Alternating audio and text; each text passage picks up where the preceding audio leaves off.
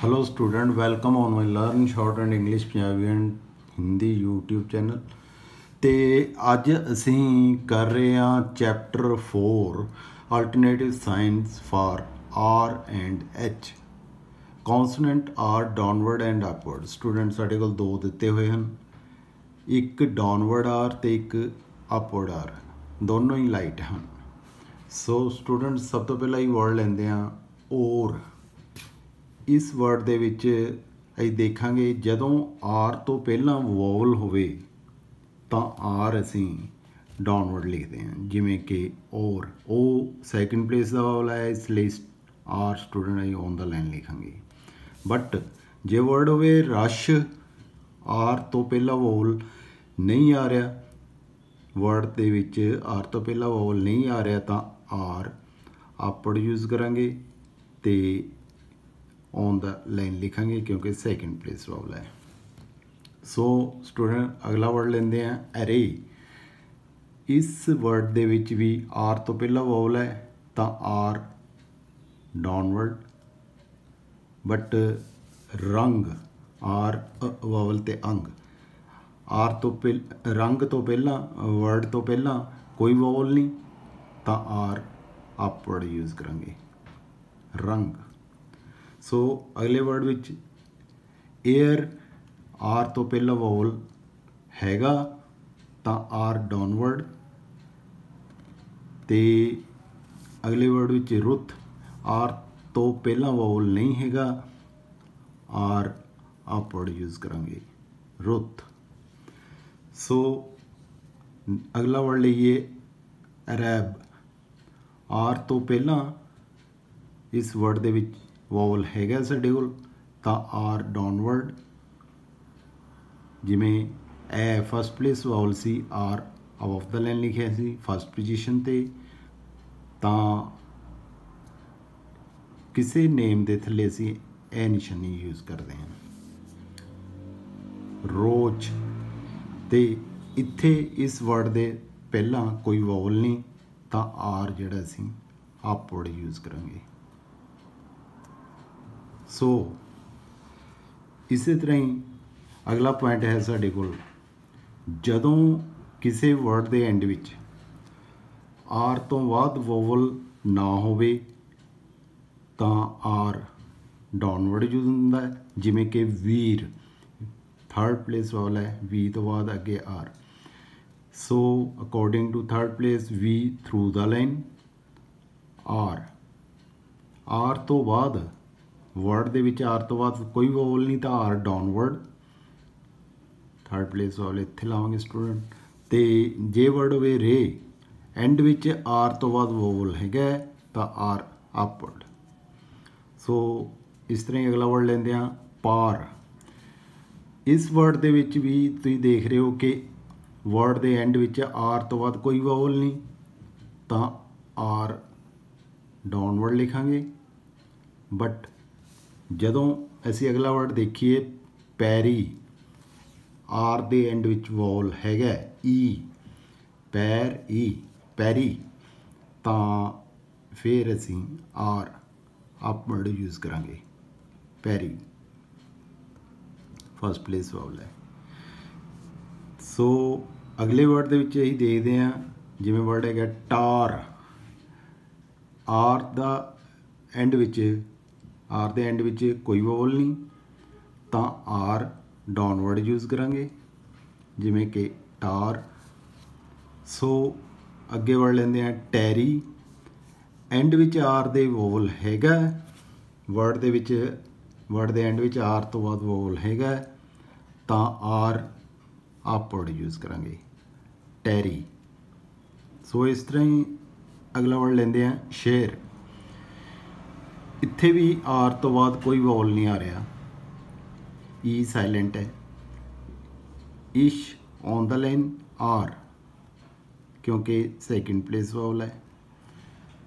So student इस word which शेर word which R तो बाद वर्ड दे एंड विच आर तो बाद वोवल नहीं तो आर डाउनवर्ड। बट जे वर्ड होवे शहरी, एंड विच आर तो बाद ई वोवल है तो आर असी अपवर्ड यूज़ करांगे। सो नैक्सट पॉइंट है साडे कोल जदों भी वर्ड किसी वर्ड विच एम तो पहला आर आए तो आर हमेशा डाउनवर्ड लिखा जाता है, चाहे आर तो पहला वोवल होवे चाहे ना होवे। जिमें कि वर्ड आर्म, इस वर्ड विच एम तो पहला आर, तो आर असी डाउनवर्ड यूज़ करांगे। आर तो पहला आ वोवल है फस्ट प्लेस ते लावांगे। जे वोवल ना होवे आर तो पहला, जिमें कि वर्ड रोम, बट ये कॉमन है कि एम तो पहला जदों भी आर आएगा वो हमेशा डाउनवर्ड यूज़ होएगा, चाहे आर तो पहला वोवल है चाहे नहीं है। जिमें कि रोम। सो नैक्सट वर्ड लेंदे हैं अरोमा। आर तो पहला चाहे वोवल होवे ते चाहे ना होवे, जिमें कि room.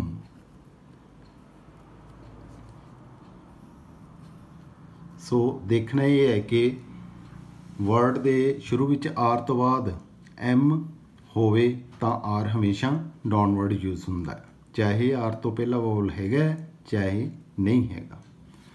So student next point है साडे कोल consonant H, downward and upward. H साडे कोल डाउनवर्ड भी दिता हुआ है 75 डिग्री ते और लाइट है, और अपवर्ड है 35 डिग्री और लाइट है।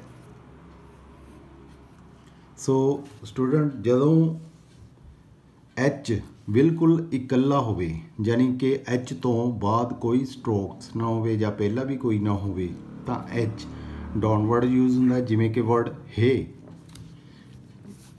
एच ऑन द लाइन क्योंकि सैकेंड प्लेस वाला है, ए वावल, एच बिल्कुल इकल्ला है, एच डाउनवर्ड। तो अगला वर्ड लेंदे हैं ही, एच डाउनवर्ड।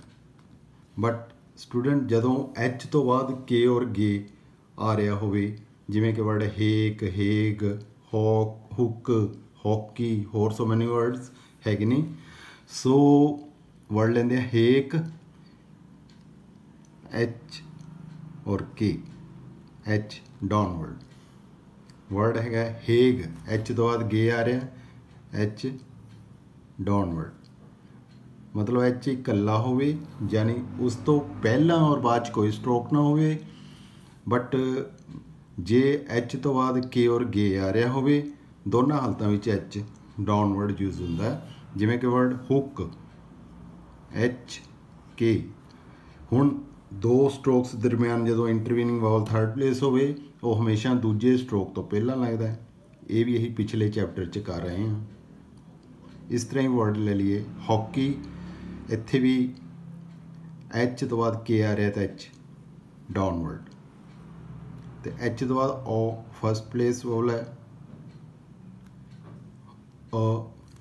के तो बाद ई, हॉकी। सो स्टूडेंट इस तरह आई होप कि भी तुसी ये समझ चुके होगे, तुहानू ये अच्छी तरह समझ लग गई होगी कि डाउनवर्ड आर एंड एच किमें यूज़ करना है। तो लास्ट पॉइंट ये है कि जदों एच इकल्ला होवे तो डाउनवर्ड, एच तो बाद के और गे होवे तो भी डाउनवर्ड। बाकी हालतों में एच जिहड़ा साडा अपवर्ड यूज़ होंदा है। जिमें hope, happy, heavy, hang, Heath, has, hood. So I hope कि तुहानू समझ आ गई होगी।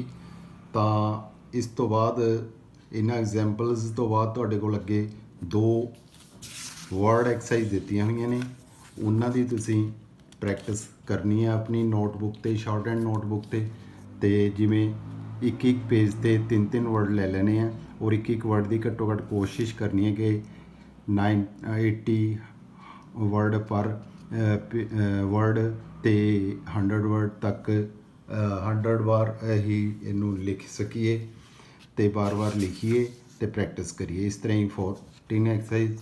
नैक्सट साडे कोल आ जाते हैं ग्रामर लॉज। ये स्टूडेंट जिहड़े ग्रामर लॉज ने पिछले चैप्टर दे विच भी साडे कोल आए सी कुछ, वो सन मैं तुहानूं बोल के दस दिंदा। A an the all to too of to on but O ought ought who and should stop. तो इस चैप्टर विच आए ने साडे कोल put be to be it had do difference different much विच। सो हुण असीं देखदे हां स्टूडेंट ये जिहड़े साडे कोल ने ग्रामर लॉज, ये पुट वास्ते असीं पी रखिया जो डाउनवर्ड है 60 डिग्री ते और light P put put through the line put put इस तरह लिख के तुसीं प्रैक्टिस करनी। एक पेज ते 4 4 5 5 लिख लेने। B on the line, be वास्ते असीं बी ही रखी है। बी स्ट्रोक जिहड़ा सीगा कॉन्सोनेंट और ये डार्क है। B on the line B ते टू बी वास्ते भी असीं बी रखी है 60 डिग्री ते डार्क है through the line. Be B to be sorry to be be वास्ते असीं on the line, to be वास्ते थ्रू द लाइन। इट वास्ते टी यूज़ की असी 90 डिग्री ते light it it it.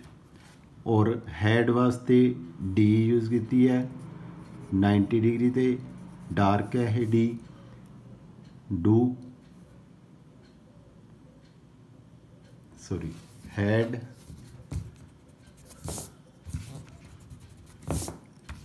Had had had.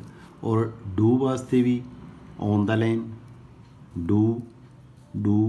और difference different वास्ते भी यही आपां डी थ्रू द लाइन लिखी है।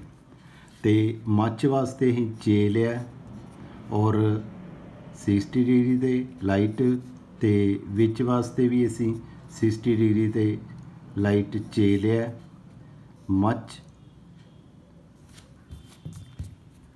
मच असी अबाव द लाइन लिखांगे मच मच मच। विच ऑन द लाइन विच।